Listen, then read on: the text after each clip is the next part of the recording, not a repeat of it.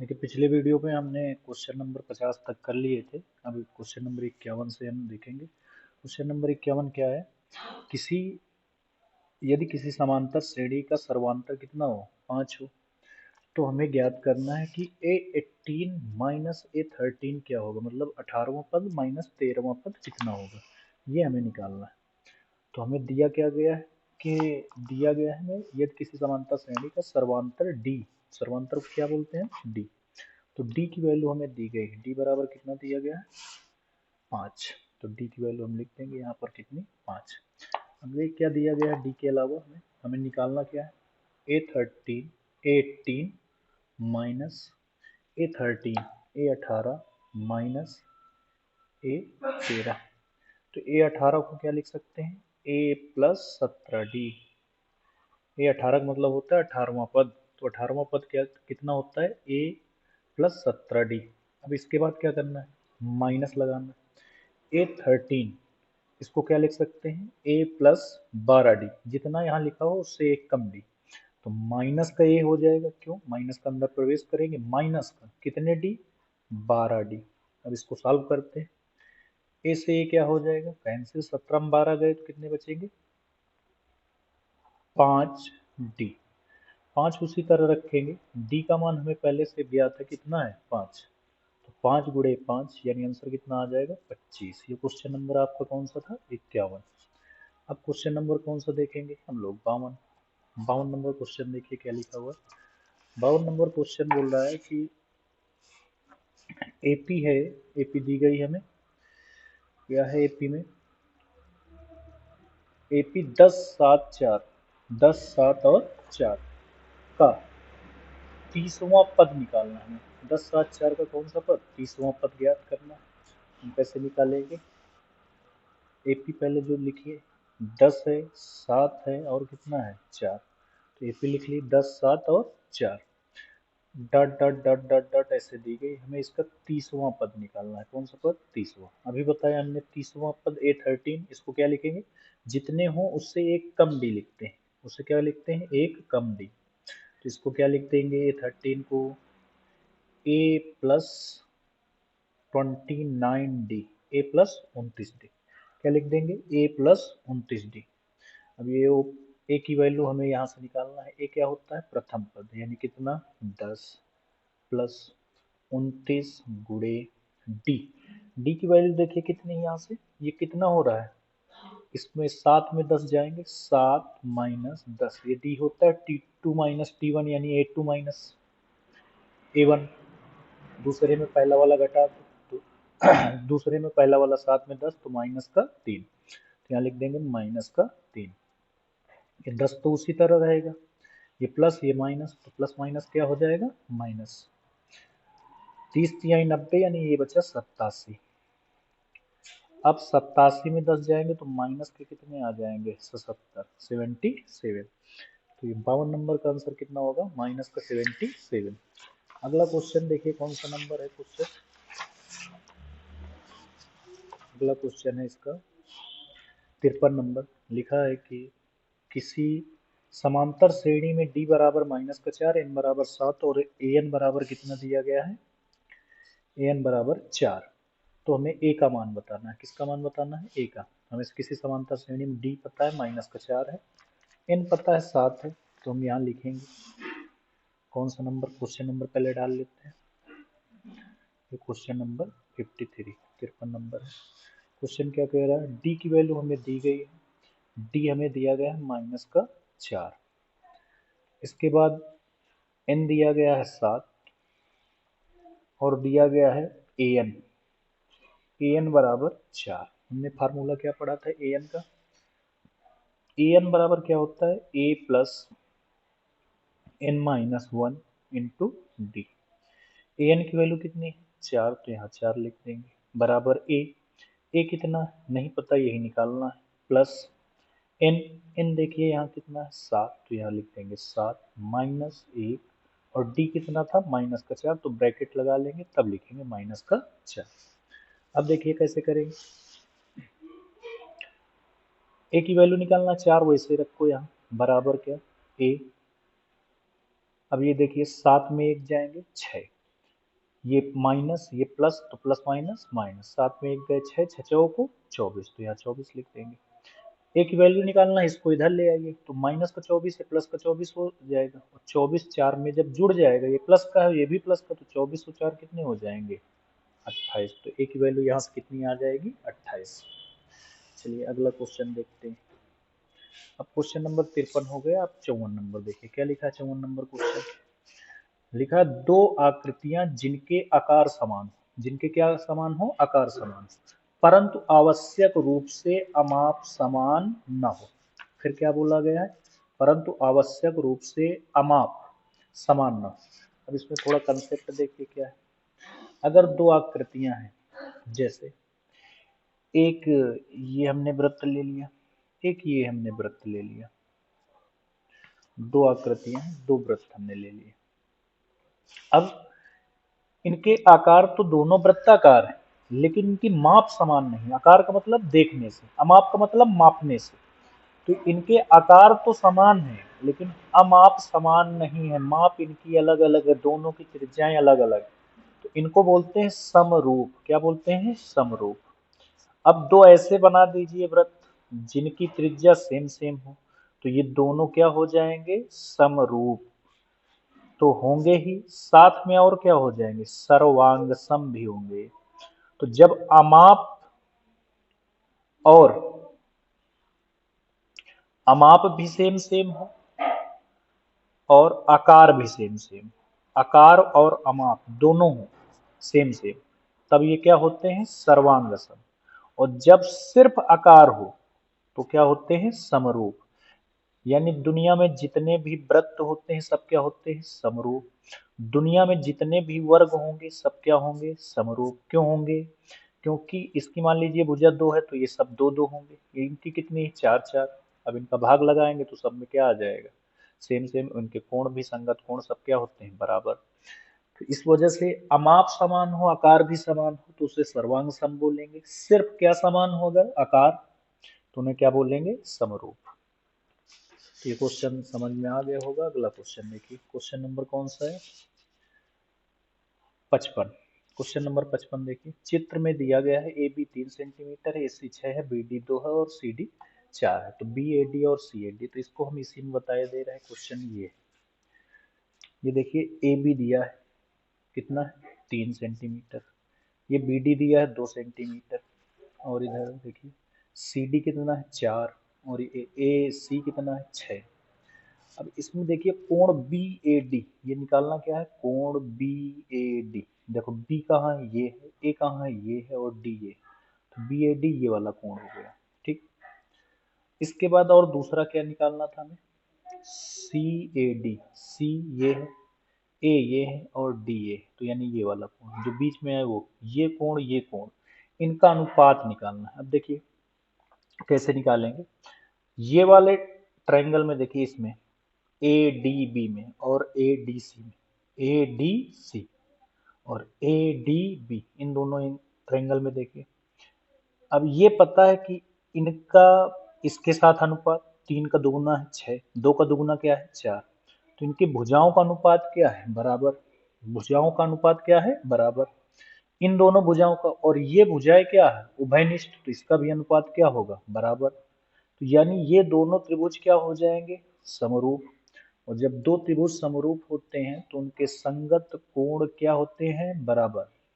अब संगत कोण बराबर का मतलब ये कोण की क्या होगा, बराबर। अब मान लो ये कितना है हमसे नहीं मतलब, ये आया 50, तो ये भी कितना आ जाएगा, 50। 50 में 50 का भाग देंगे, 1:1 आ जाएगा।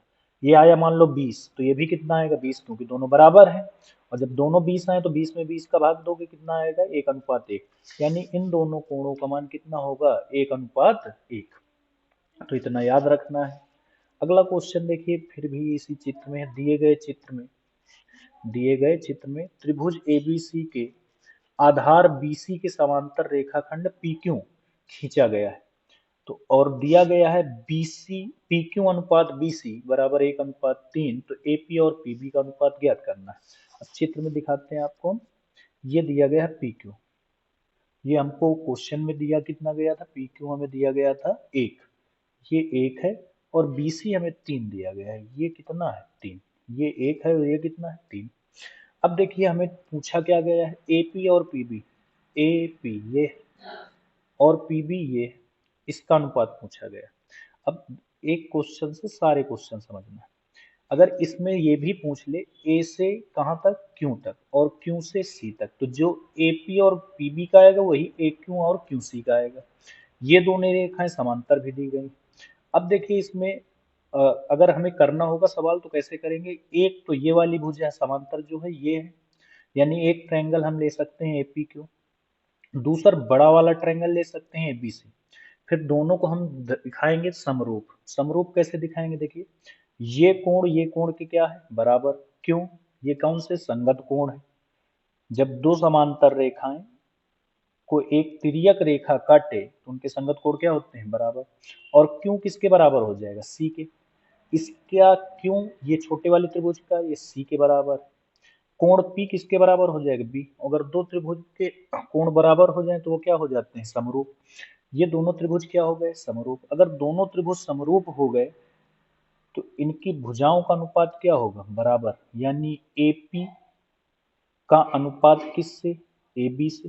AP का अनुपात किससे, AB से। इसका छोटी वाली भुजा इसकी बड़ी वाली भुजा। और AQ का अनुपात किससे, AC से। इसी तरह PQ का अनुपात किससे, BC से। ये बराबर होगा।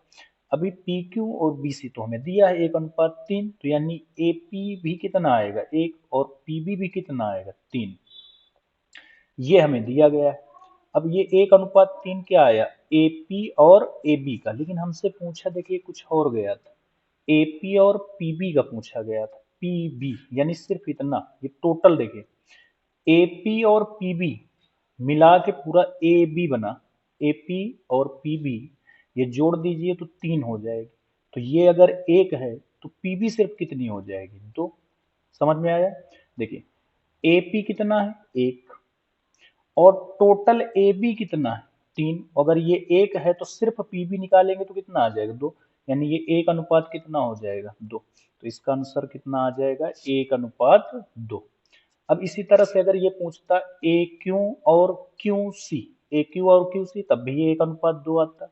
लेकिन अगर ये पूछ ले ए क्यू और ए सी, ए क्यू और ए सी, तो ये आ जाएगा 1:3। उम्मीद है आपको ये बात समझ में आ गई होगी। अगला क्वेश्चन देखिए क्या लिखा है। Question number 57। 57 नंबर लिखा चित्र में EF समांतर है किसके, BC के। EF किसके समांतर है, BC के।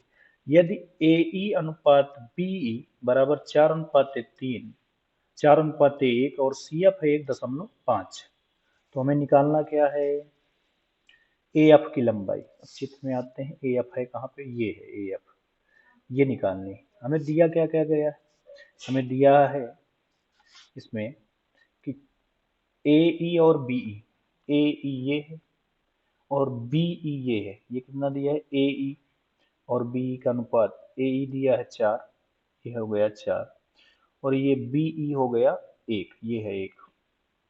अगला दिया है CF 1.5, CF ये है CF, ये 1.5। अब इसको डायरेक्ट कैसे करेंगे, ये 1 है और ये 4 है, तो 1 में कितने गुणा करवाएं कि 4 आ जाए, तो 4 का आप बोलेंगे कितने का गुणा करवा दें 4, तो 1 में कितने गुणा करवाएंगे 4 का, तो 4 आ जाएगा। तो जब ये 1 से 4 हो रहा है यानी 4 का गुणा हो रहा है, तो 1.5, अगर ये 1 से 4 है तो ये 1.5 से 4 गुना करोगे तो यानी 1.5 का 4 गुना है 15 चौको 60, एक अंक बाद दशमलव लगा देंगे तो ये कितना आ जाएगा 6। तो इसका ऑप्शन कौन सा सही हो जाएगा, बी नंबर। बी नंबर में कितना दिया है इसके, ये बी नंबर 6 मीटर। देखिए जैसे इसको पूरा करना हो तो पूरा कैसे करेंगे, पूरा करने के लिए देखिए दिखाते हैं। हम इस चित्र पहले बनाएंगे, इस पे चित्र इसको पहले कर लेते हैं नोट। चित्र था हमारा कुछ ऐसा था चित्र।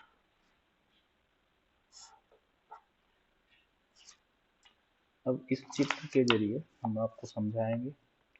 एक यहाँ से एक और लाइन थी और यहाँ पर था ए, यहाँ पर था बी, यहाँ सी था और यहाँ ई था और यहाँ एफ था। अनुपात लिख लेते हैं। इसका अनुपात दिया गया था हमें 4, इसका दिया गया था 1, इसका दिया गया था 1.5 और इसका अनुपात निकालना था। तो अगर दो रेखाएं समांतर हो तो इनका संगत भुजाओं का अनुपात क्या होता है? इनकी भुजाओं का अनुपात बराबर होता है ए ई बटे क्या ई बी या बी ई कहो, जो आपकी मर्जी। ये बराबर होगा किसके?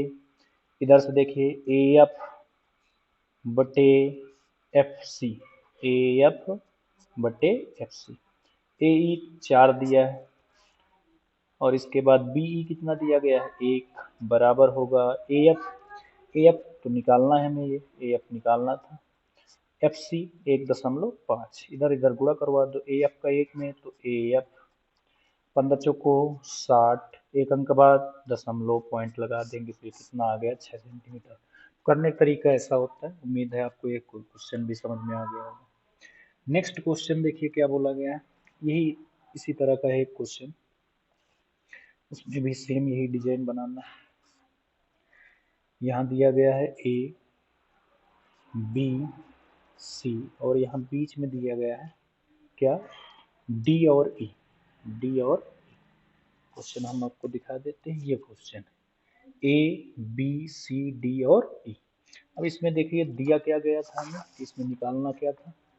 इसमें दिया गया है देखिए A D x plus 3, A D इसमें दिया गया है एक्स प्लस 3, तो यहाँ लिखते हैं ए डी दिया गया है एक्स प्लस 3, यहाँ लिख लिया। इसके बाद दिया गया है D B 3x plus 19, D B ये दिया गया है 3x प्लस 19, 19। अगला दिया गया है ए ई भी मालूम है एक्स है, सिर्फ ए ई कितना है? एक्स, तो यहाँ ए ई की जगह कितना लिख देंगे? एक्स। और भी कुछ दिया है ई सी 3x प्लस 4, ये है ई सी, ये कितना है? 3x plus 4। क्वेश्चन हमने नोट कर लिया। अब देखो इसको हल कैसे करेंगे, सेम वही मेथड लगाएंगे। ये दो हैं, कितने हैं? दो। ए से डी तक, ए से कहाँ तक? डी तक, और डी से कहाँ तक? बी तक। इनका अनुपात निकालते हैं। कहाँ से कहाँ तक का? एक्स प्लस 3 बटे कितना? 3x प्लस 19, 19 बराबर ये किसके होगा? ये बराबर होगा इधर देखिए x बटे 3x प्लस 4। अब दोनों का तिर्यक क्या करवा देते हैं? गुणा। तो देखिए कितना हो जाएगा, इसका इसमें करवाएंगे 3x का x में तो ये हो जाएगा 3x स्क्वायर, 3x करवाएंगे 3 में तो ये हो जाएगा 9x, प्लस अब 4 का करवाएंगे x में तो 4x, 4 का 3 में तो 4 3 12, बराबर अब x का 3x में तो 3x स्क्वायर, प्लस x का 19 में तो कितना आ जाएगा? 19x, कितना आ जाएगा? 19x। अब देखिए क्या करेंगे, इनको एक तरफ कर लेते हैं। 3x स्क्वायर को इधर लाएंगे, 3x स्क्वायर प्लस का इधर माइनस का कैंसिल हो जाएगा, ये प्लस का इधर लाएंगे तो काहे हो जाएगा? माइनस का। इधर बचे कितने? 9 4 13x, उधर से प्लस का 19x है, इधर आएगा तो कितना हो जाएगा? माइनस का 19x, बराबर। अब इधर देखिए कितना बचा था? प्लस का 12, तो उधर क्या हो जाएगा? माइनस का 12। अब 19 में 13 जाएंगे तो माइनस कितने बचेंगे? 6x, बराबर माइनस के 12, माइनस से माइनस क्या हो जाएगा? कैंसिल। x बराबर कितना आ जाएगा? 12/6, 6 दूनी 12, यानी x बराबर आंसर कितना आ जाएगा हमारा? 2। तो उम्मीद है ये भी क्वेश्चन आपको समझ में आ गया होगा। तो अगला क्वेश्चन चलिए देखते हैं। अगला क्वेश्चन क्या है? अगला क्वेश्चन है इसमें त्रिभुज ABC, त्रिभुज ABC एक समद्विबाहु त्रिभुज है। समद्विबाहु का मतलब होता है जिसकी दो भुजाएं क्या हो? बराबर। अगर ये समद्विबाहु त्रिभुज है जिसमें ए बी बराबर ए सी है तो हमें एक ऑप्शन इसमें कोई करेक्ट होगा वो निकालना। तो हम चित्र बनाते हैं, एक त्रिभुज बनाते हैं। त्रिभुज ये हमने बना लिया त्रिभुज। अब त्रिभुज क्या नाम क्या था? A B C. इसमें दिया गया है कि ए बी जो है ए सी के बराबर है, ये ए बी है और ये क्या है? ए सी, ये दोनों बराबर। तुमने कक्षा 9 में एक प्रमेय पढ़ी थी, बराबर भुजाओं के संगत कोण क्या होते हैं, बराबर। तो AC के सामने देखिए कोण कौन सा है, B, तो कोण B। और AB के सामने देखिए कौन, AC के सामने तो B हो गया, और AB के सामने कौन सा है, कोण C। तो इस जगह लिख देंगे कोण C, यानी कोण B किसके बराबर होगा, कोण C के। इसमें कोण B किसके बराबर होगा, कोण C के। इसका ऑप्शन नंबर कौन सा सही होगा,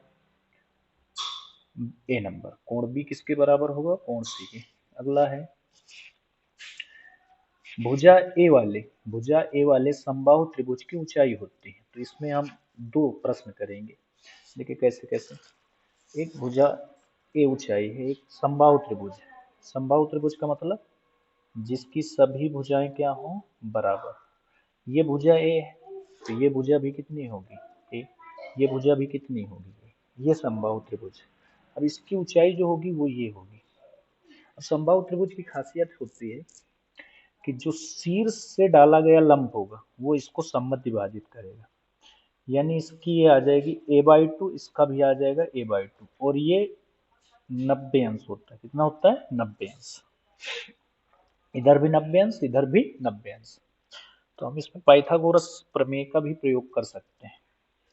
अच्छा, और समबाहु त्रिभुज में पता है कि हमें सब कोण कितने होते हैं, 60-60 अंश। ये तो त्रिभुज ये था ना रियल में, ये और ये पूरा कोण कितना होगा, 60।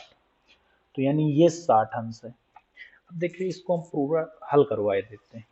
तो देखिए क्या आ जाएगा, यहाँ हम अगर इस इतने की बात करें, हमको ये निकालना है, तो इतने से ही काम चल जाएगा अपना। ABC मान लेते हैं, त्रिभुज ABC में, कौन से त्रिभुज में, ABC त्रिभुज में। इधर लिखते हैं त्रिभुज ABC में।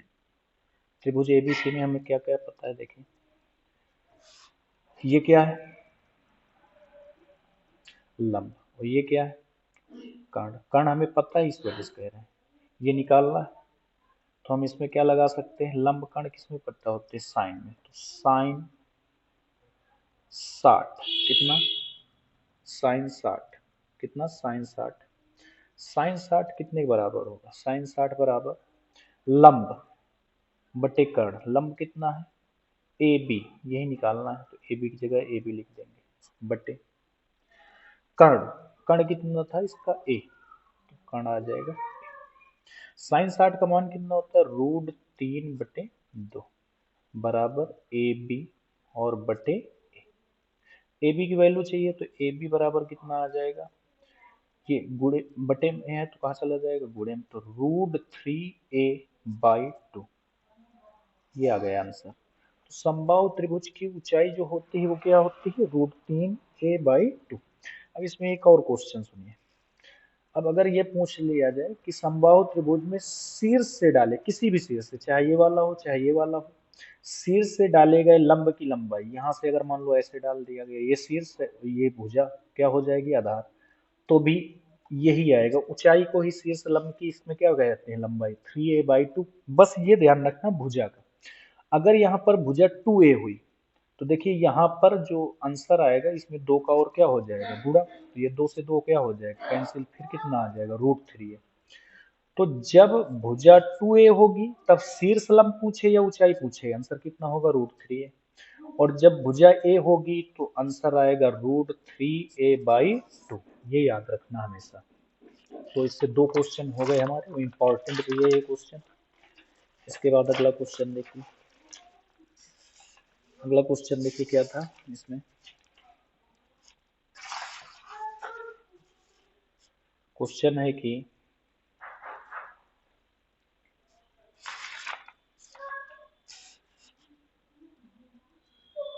सभी समरूप त्रिभुज होते हैं, सभी समरूप त्रिभुज होते हैं, तो क्या होते हैं, समकोण होते हैं, नहीं, सभी समकोण त्रिभुज तो समरूप नहीं होते हैं। समद्विबाहु होते हैं, नहीं, समद्विबाहु दो भुजाएं बराबर हैं तो क्या हो जाएंगे, सर्वांग सम। सभी समरूप त्रिभुज सर्वांग सम नहीं होते, लेकिन सभी सर्वांग सम समरूप जरूर होते हैं। अब लास्ट ऑप्शन देखिए क्या लिखा है, समबाहु, हाँ ये सही है। सभी जितने भी दुनिया में समबाहु त्रिभुज होंगे सभी क्या होंगे, समरूप, क्योंकि समबाहु त्रिभुज की सभी भुजाएं बराबर होती है। तो समरूप क्या क्या होते हैं सुन लीजिए, जितने भी दुनिया में वृत्त होते हैं सभी समरूप होते हैं, जितने भी दुनिया में वर्ग होते हैं सभी समरूप होते हैं। जितने भी दुनिया में समबाहु त्रिभुज, ध्यान से सुनिएगा, समबाहु त्रिभुज वो भी क्या होते हैं, समरूप। तो समरूप क्या क्या हो गए, वृत्त, समबाहु त्रिभुज और जितने भी वर्ग होते हैं ये सब क्या होते हैं, समरूप। अगला क्वेश्चन देखिए, यदि किसी त्रिभुज की एक भुजा का वर्ग अन्य दो भुजाओं के वर्गों के बराबर होता है, किसके बराबर होता है, पाइथागोरस प्रमेय हमने क्या पढ़ी, कर्ण का स्क्वायर बराबर लंब का स्क्वायर प्लस आधार का स्क्वायर। कर्ण का स्क्वायर बराबर लंब का स्क्वायर प्लस आधार का स्क्वायर, मतलब किसी भुजा का वर्ग अन्य दो भुजाओं के वर्गों के योग के बराबर होता है। प्लस आधार का लंब का स्क्वायर प्लस आधार का स्क्वायर, तो यहाँ ऑप्शन में क्या आएगा, योग। लंब का स्क्वायर प्लस आधार का स्क्वायर।